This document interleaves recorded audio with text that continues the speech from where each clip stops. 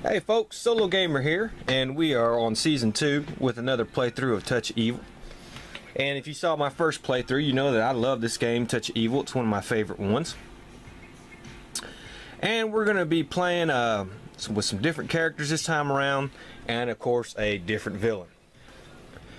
And let's go over our characters real quick. The first one's going to be, and don't mock my painting please, Victor Danforth, the playwright. He comes with Spirit of 4, Cunning of 4, Combat of 1, Honor 3. He can take 3 wounds, and he has his thing, Creative Thinking. When rolling for movement, draw an event on the roll of 1 or 2 instead of just 1.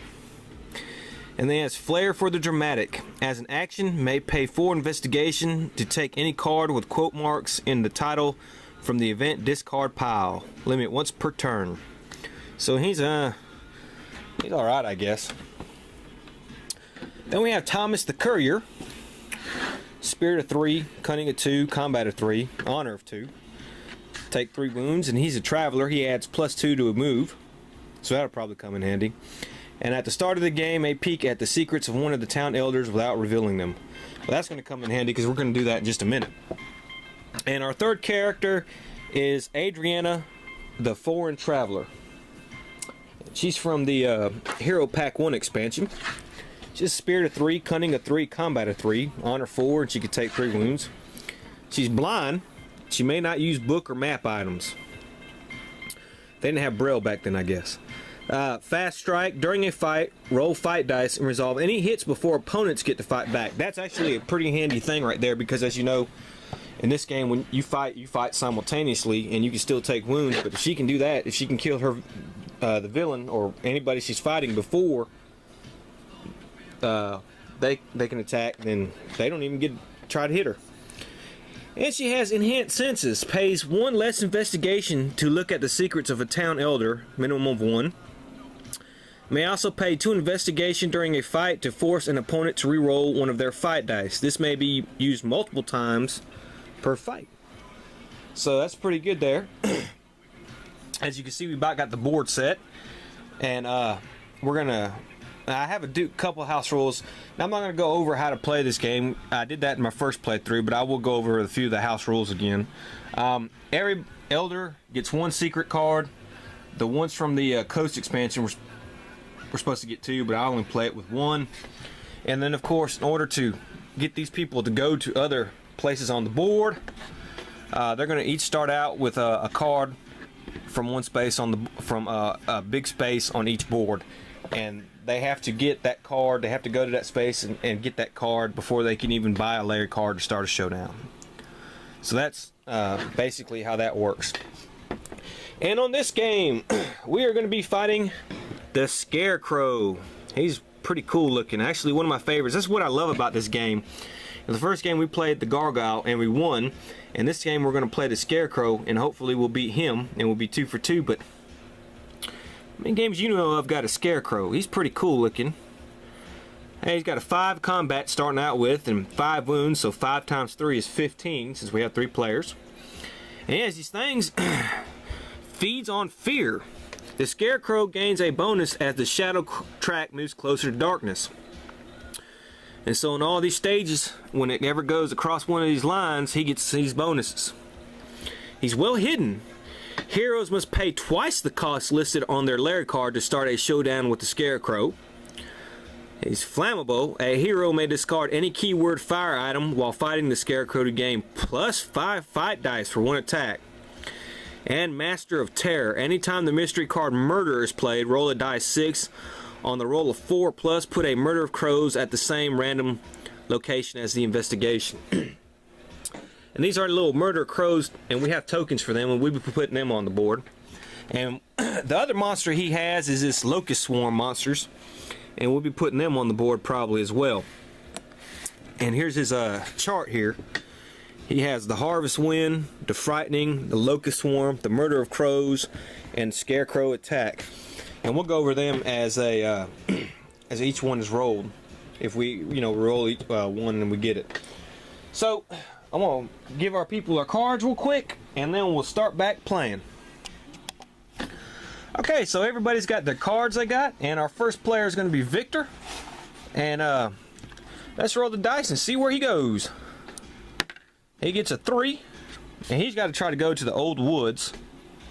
So his spirit and cunning are pretty good, so he may not even try to really need to raise those and spend his investigation on that. So let's try to get him to the old woods here, and we go 1, 2, 3. And next is going to be Thomas. He rolls a 2, but he gets +2 to move. Oh, yes. Alright, we'll move and then we'll get to look at a secret real quick. +2 to move. He needs to go to the manor. 1, 2, 3, 4. Okay, so he has that special ability to start out looking at a secret. And Magistrate Croft would be pretty good because you gain +2 fight dice for versus any beast, man, or construct. And the scarecrow is a construct. So let's look at this guy's secret here and hope it's not a bad one. Okay, the shadow town owner may not be in the hunting party unless the shadow track is in the red, but he'll gain +3 fight dice. Wow, so he's a good one. We're gonna try to we hope he doesn't get killed because we want to try to get him. So Thomas goes to the manor. And let's see what happens there. The Witching Hour. Make a combat 6+ test and gain 2 investigation for every 6+ roll. If failed, take 2 wounds and immediately move to and encounter a random location. Uh-oh. He's got a combat of 3. Yeesh. Oh, we didn't roll any 6s. So he's got to take 2 wounds. That's not a good start for him. But he does get that card out of the way.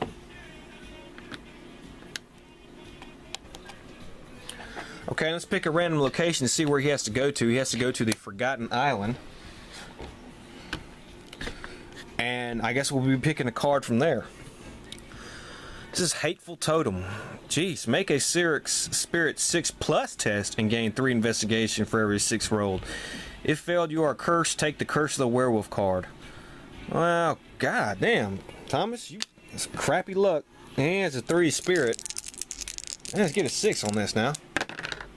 And he didn't, of course. Alright, so he's going to take the Curse of the Werewolf card. That's not good. Curse of Stone. Curse of the Werewolf. Here we go. Okay, let's go over what this does. Place a transformation marker on this card at the start of each mystery phase, unless you're KO'd. When there are 4 markers here, remove them and flip the card over. You have become a werewolf hero. Curses may be cured at the doctor's office. Alright, that's not good. And now it's Adriana's turn. She rolls a 5, and she needs to go to the windmill, so 1, 2, 3, 4. Alright. Oh, the Hanging Shadow. You may not escape and must use cunning to fight. If defeated, gain 5 investigation. Damn. Boy, this is a terrible start. She's got cunning. So she gets to, with her special ability, she gets to fast strike it. So maybe she can get 2 wounds here. Of course, she doesn't get any. Oh, boy. Okay, so this thing gets 4 fight dice. And it hit her once, so she takes a wound, and she cannot escape, so she's going to try to fight again. Okay, she hit it twice there, so she killed it, and since her fast strike thing goes, it doesn't get to make an attack, and she gains 5 investigation. So, all in all, that was a pretty terrible round right there, I have to say. That was just awful. And now we do the mystery phase. Ugh. But first we got to put a curse marker on Thomas here. And now the mystery phase. Every hero must immediately roll a die 6. Whoever rolls lowest must resolve a single fight round with the villain. Instead of causing wounds, each hit done to the villain gains 1 investigation for the hero. This does not count as a showdown. Oh boy. Alright, this is a bad start. Okay, so we'll say Victor, he rolls a 4. Thomas, he rolls a 2. It probably will be him. And Adrienne rolls a 1. Okay. So she rolls her combat. And she does no hits to it. And the Scarecrow rolls its combat and does 2 hits to her, which has knocked her out. So let's see how much she's got to lose. She has to lose all 6 of her investigation. It's pretty awful. She goes back to the town hall. And that was just a bad round. Terrible round. Ugh. Alright, so let's go again. Victor's turn. And let's have him roll and see where he goes. He rolls 4. He goes to his old woods here. The Witch of the Woods. Let's pull a cool looking card. Make a Spirit 6+ test. Good God. If successful, gain 5 investigation. Well, he's got 4 spirits, so at least that's something. Jesus, with all these damn 6+ tests. Okay, he got it. He gains 5 investigation. My God, with this. Okay, it's Thomas's turn. You gotta roll the die. He rolls a 3. He gets +2, so that's gonna be 5. 2, 3, 4, 5, and he's 1 short. And Adriana here, she was KO'd, so she's all the way back over here, and she rolls a 5. 1, 2, 3, 4, 5. Alright, she's at the crossroads. And she gets an event card here. Spirited attack. Play on any hero to allow them to add their spirit to the combat for 1 fight round. You know, she's probably going to give this to Victor because this combat is 1 and it stinks. So, he's got a 4 spirit, so he may need it. Okay, that's the end of that turn. So let's do the next mystery card here. Oh wait, we got to put a transformation marker on Vic Thomas. These roads aren't safe. Roll once on the villain's minion chart. The player who drew this card chooses an empty space on the board to place that minion. Move the shadow track 1 step closer to darkness. Okay, so we move that to 1 step closer, and we got either, it's going to get either 3 or 4, 5. Got a 4. So a Murder of Crows. Let's go over what the Murder of Crows is real quick. No fight. Whenever Murder of Crows is rolled, put a Crows marker in the space as well as an additional Crows marker in every adjacent space. Limit 1 Crows marker per space. Okay, so we're going to put a Crows marker at the old woods, where he's at, and in 1 adjacent space. So we take this Crows marker and put it there, there, and there. For every Crow's marker that cannot be placed, move the shadow track 1 step closer to darkness. Okay. Unlike other minions, Crows do not displace existing minions and do not stop hero movement or escaping from a fight. Crows do not also prevent a hero in the same space from taking actions. Whenever a hero enters or starts their movement in a space with a Crow marker, or if the Crow marker appear in the hero space, roll a die 6. On a roll of 1, that hero must lose 1 investigation, 1 item, 1 ally, or 1 wound. Okay. Any hero in a space with a Crow's marker may try to drive them off as an action. Make a spirit or cunning test. If successful, the Crow's marker is removed from the board and the hero gains 3 investigation. So he immediately has to roll a die and hope he don't roll a 1. And of course he rolled a 1. My God. Okay, so he just loses 1 investigation because that's all basically he has. Alright, so we've done that. For an action, I could try to get rid of that thing, but I'm not going to worry about it right now. Oh boy. And so that is that mystery phase. So it's Victor's turn. And he's going to roll. He rolls a 6. 1, 2, 3, 4. And he has to go to the Forgotten Island 2. Alright. Attacked. Roll once on the villain's minion chart and work out the result. That's pretty terrible. Alright. He rolls a 3. This is a locust swarm. And they have a fight dice of 2. They have 3 wounds. They're worth 4 investigation. Heroes must use their cunning instead of combat during this fight.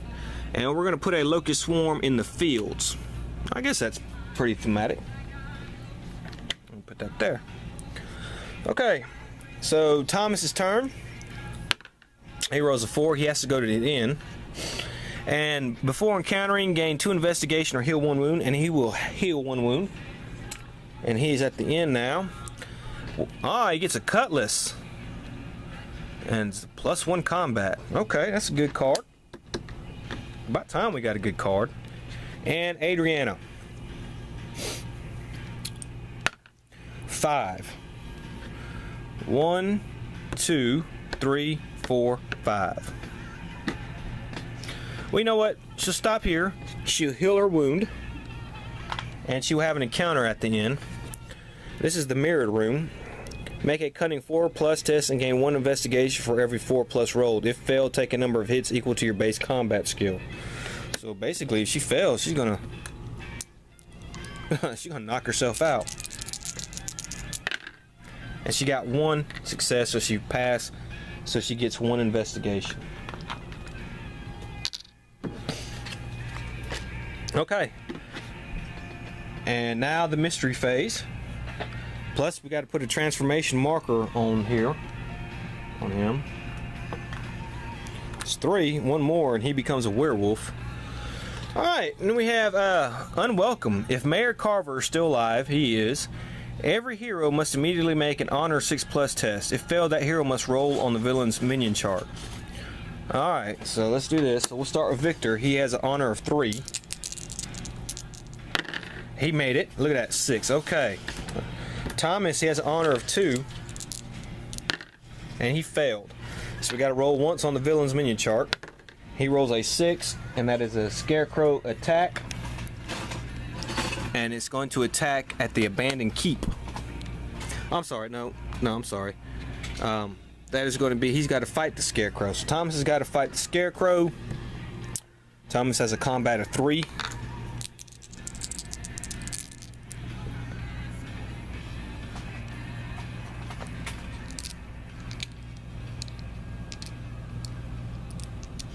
Oh, wait, no. Yeah, okay. But there are no heroes in the space. So it was the abandoned keep. Place 2 investigation at the location and move the shadow track 1. So we move the shadow track 1. And we put 2 investigation at the abandoned keep. And now it's going to be Adriana. She has a 4 honor. And she did not get it either. Ugh. And she rolls a 5, and that is a murder of crows. And that's going to the Smuggler's Cove. And basically the adjacent space is that. So, alright. Okay. So that's that round, and we'll start back next video. We had a little bit of a rough start. Let's hope we can recover and beat this scarecrow. I'll see you then.